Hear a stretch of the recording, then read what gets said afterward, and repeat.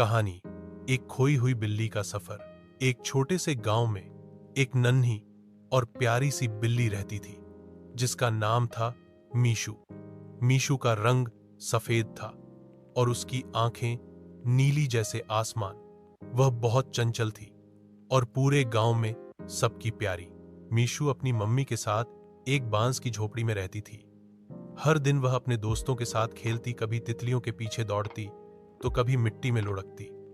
लेकिन एक दिन खेलते खेलते वह गांव से दूर निकल गई और जंगल की ओर भटक गई। जैसे ही मीशू को एहसास हुआ कि वह गुम हो गई है, उसकी आंखों में आंसू आ गए। वह डर गई थी, लेकिन तभी उसे अपनी मम्मी की एक बात याद आई।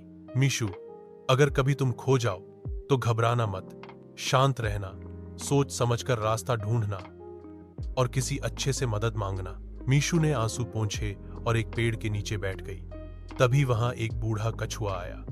उसने पूछा, क्या बात है बच्ची, इतनी उदास क्यों हो? मीशू बोली, मैं अपनी मम्मी से बिछड़ गई हूं, घर का रास्ता भूल गई हूं। कछुआ मुस्कुराया और बोला, घबराओ नहीं, मैं तुम्हें अपने दोस्त गगन उल्लू के पास ले चलूंगा।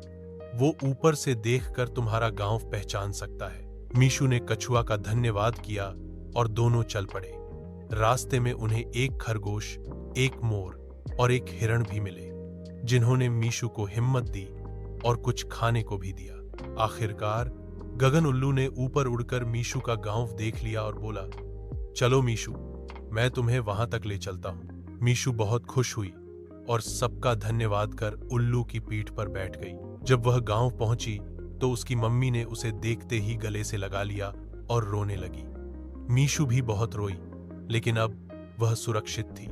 उस दिन मीशू ने सीखा कि धैर्य, हिम्मत और दूसरों से मदद लेना हमें किसी भी मुसीबत से बाहर निकाल सकता है। गांव में सबने मीशू की बहादुरी की तारीफ की और अब मीशू जब भी बाहर जाती, वह पहले अपनी मम्मी को बताकर जाती और रास्ते के निशान याद रखती। सीख मुसीबत में घबराने की नहीं, सोचने और मदद मांगने की जरूरत होती है। सच्चे दोस्त हर जगह होते हैं, बस हमें विश्वास करना आता चाहिए। अगर आपको कहानी अच्छी लगी हो तो लाइक, शेयर, कमेंट करें। नई कहानी के लिए चैनल को सब्सक्राइब करें और बेल आइकन दबाना ना भूलें।